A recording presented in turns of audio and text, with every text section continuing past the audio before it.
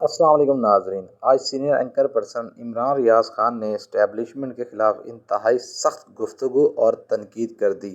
آئیے سب سے پہلے ویڈیو دیکھتے ہیں، پھر اس پہ بات کرتے ہیں۔ ISI والے مختلف دفتروں سے مجھے فون کر کے پوچھ رہے ہیں کہ یار تسی تو نہیں ماریا۔ میں نے کہا یار خدا کا نام لو، یار میں ماریا؟ یار اللہ کا نام لیں، آپ میرے اوپر الزام لیں، یعنی حد ہو گئی ہے، میرے اوپر انکوائری کر رہے ہیں کہ تو نے مارا۔ السلام علیکم ناظرین، آج سینئر جرنلسٹ عمران ریاض خان نے اسٹیبلشمنٹ کے خلاف انتہائی سخت تقریر کر دی۔ آئیے عمران ریاض خان کی گفتگو سنتے ہیں، پھر اس پر بات کرتے ہیں۔ یہاں پہ ٹرولنگ کی بات کی گئی کہ ٹرولنگ کی جاتی ہے، سیاسی جماعتیں یہی کریں گی نا۔ میرا موقف ایک سیاسی جماعت کو پسند نہیں ہے، ٹرولنگ کرے گی اور کیا کرے گی؟ یہی کرے گی نا۔ حکومت میں آئے گی تو مارنے کی کوشش کرے گی، اٹھانے کی کوشش کرے گی، آف ایئر کرنے کی کوشش میکسیمم یہ کر سکتی ہے۔ کسی اور کا موقف دوسری جماعت کو پسند نہیں ہے تو وہ بھی یہی کریں گے۔ لیکن ارشد شریف جب پاکستان سے باہر گیا تو اس کی ٹرولنگ ہم نے خود کی تھی۔ وہ لوگ یہاں بیٹھے تھے، اس لیے آپ کا دکھ، آپ کی تکلیف جائز، لیکن بٹ صاحب آپ کی بات بھی ٹھیک ہے کہ جب ہم اپنے لیے بولنے کا حق مانگ رہے ہیں تو ہم باقیوں کو یہ بولنے کا حق دیں گے، چاہے ہمیں ان کی بات پسند ہو چاہے نہ پسند ہو۔ بولو اور بار بار بولو، لیکن اصل بات بولتے ہوئے ہم ڈرتے ہیں۔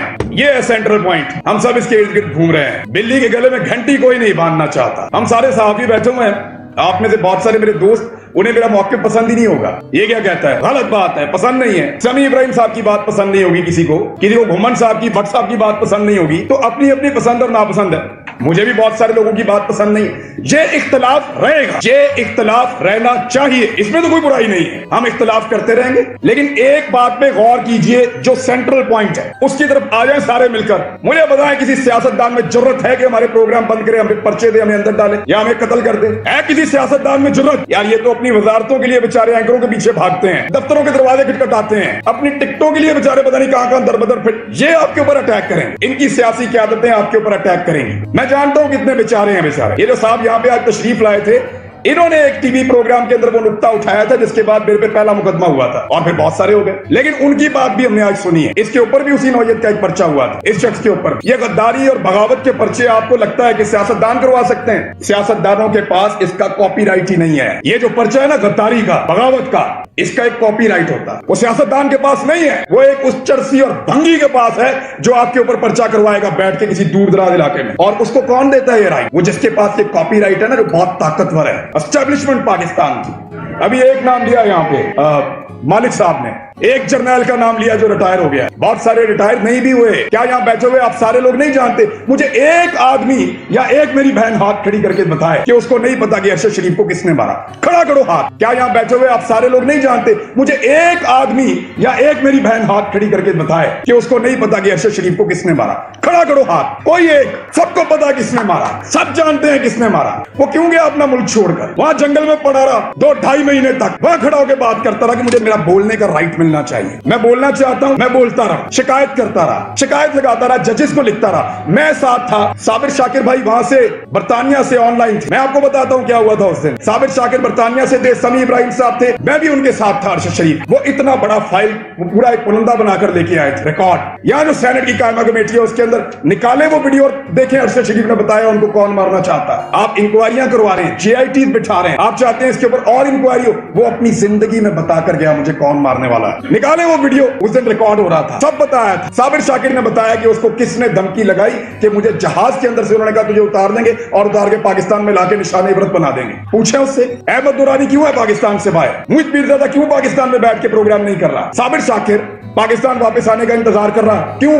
ارشد شریف سے جب بات ہوئی وہ پاکستان واپس آنا چاہتا تھا، اس کو تو پاکستان میں رہنا تھا۔ وہ جان بچانے کے لیے کس کے ڈر سے بھاگا؟ سب جانتے ہیں پاکستان کی اسٹیبلشمنٹ۔ اور ایک بات میں کلیئر کروں، دور چاہے عمران خان کا ہے، دور چاہے یہ PDM کا ہے یا کسی اور کا دور ہے، یہ سیاستدانوں کی کوئی اوقات نہیں ہے۔ میڈیا اب ان سے آگے ہے میرے خیال میں۔ ہم اتنے بزدل اور اتنے کمزور نہیں ہے کہ ان سے مار کھائیں۔ جو سب سے طاقتور اور تگڑا ہے نا، مقدس گائے، وہ آپ کو ٹکرے مار رہی ہے، وہ آپ کے پیچھے پڑے ہوئے ہیں۔ پاکستان کی اسٹیبلشمنٹ، میں آپ کو ایک چیز کی مثال دے دیتا ہوں۔ عمران خان کے دور حکومت میں جن صحافیوں کے اوپر کارروائیاں ہوئی، جن کو پکڑا گیا، مارا گیا، آپ ذرا ان کا ایک لائن کے اندر نام تو لکھیں۔ یہ وہ تمام لوگ ہیں جنہوں نے اسٹیبلشمنٹ کے خلاف کوئی نہ کوئی بات کی تھی۔ جو اسٹیبلشمنٹ کے خلاف بولا اس کو مار پڑی، اس کا پروگرام بند ہوا۔ جو اسٹیبلشمنٹ کے اگینسٹ کیا اس کے خلاف کارروائی ہوئی۔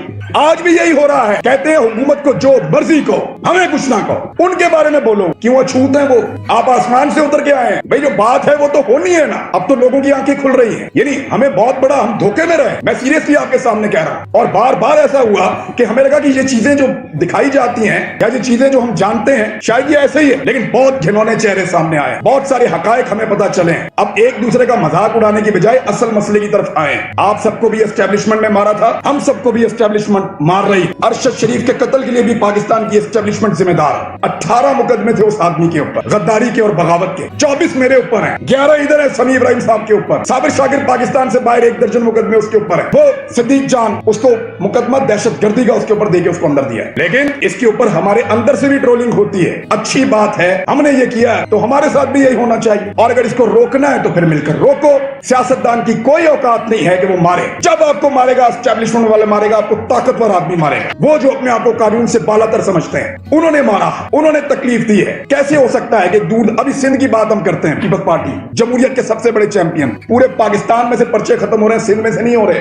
सिंध के अंदर अभी तक जो मुकदमे दर्ज किए गए हैं सहाफियों पे, वो खत्म नहीं हो रहे। और हम कह रहे हैं वो जमहूरियत के सबसे बड़े चैंपियन है, सबसे आगे आकर बात भी करते हैं, अभी तक नहीं खत्म हो रहे। क्यों नहीं हो रहे? एक्चुअली एस्टेब्लिशमेंट से उन्हें उम्मीद लगी है। अब उन्हें लगता है कि शायद हमारी बारी आएगी। आज पाकिस्तान तहरीक इंसाफ को लगता है कि वो गवर्नमेंट इन वेटिंग है, हो सकता है उनकी हुकूमत आ जाए, लेकिन उनको बड़ा क्लियरली अपने मंशूर में ये लिख कर देना हो, या फिर हम उनके पीछे भी ऐसे ही जाएं कि हमें इंसाफ चाहिए। सब जानते हैं किसने मारा है, सबको पता है। अदालत जो है उन्होंने नोटिस लिया, अब तक क्या हुआ? अब तक क्या हुआ? सिर्फ आप FIR के अंदर से जो उनकी वालदा ने FIR के अंदर नाम लिख कर दिए हैं, वो नाम आप निकाल दें, बात खत्म हो जाएगी। ले लें आप इंसाफ। एक बच्चे को घर में घुस के मारा, जिसके बाद मीर साहब के ऊपर अताब आ गया, उसको घर में घुस के मारा और इंक्वायरी मेरी शुरू कर दी। ISI वाले मुख्तलिफ दफ्तरों से मुझे फोन करके पूछ रहे हैं कि यार तुसी तो नहीं मारिया। मैंने कहा यार खुदा का नाम लो यार, मैं मारिया? यार अल्लाह का नाम ले, आप मेरे ऊपर इल्जाम लगे, यानी हद हो गई है। मेरे ऊपर इंक्वायरी कर रहे हैं कि तूने मारा, पता भी है किसने मारा। पूरा पाकिस्तान जानता है, जब तक अकेले अकेले बार खाते रहोगे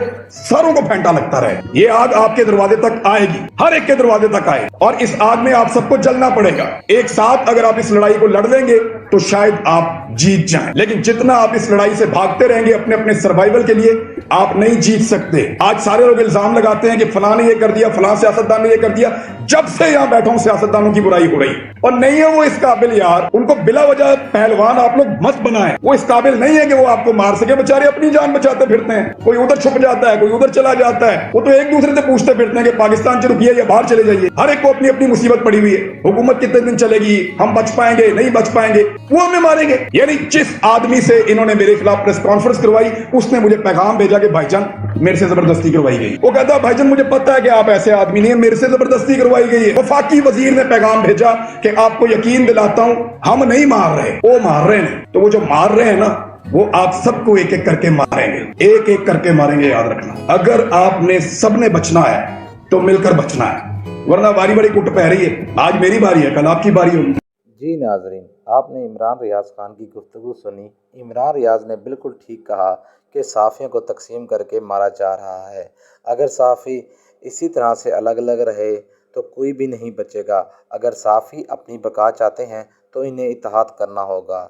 और नाजरीन, इमरान रियाज खान ने ये बात भी बिल्कुल ठीक कही कि सियासतदानों की इतनी जुर्रत नहीं कि वो सहाफ़ियों पर जुल्म और ज़बरदस्ती करें। सहाफ़ियों को मारने वाला कोई और है। जी नाज़रीन, आप भी अपनी राय कमेंट बॉक्स में ज़रूर दे सकते हैं। तब तक के लिए मिलते हैं अगली वीडियो में। अल्लाह हाफिज़।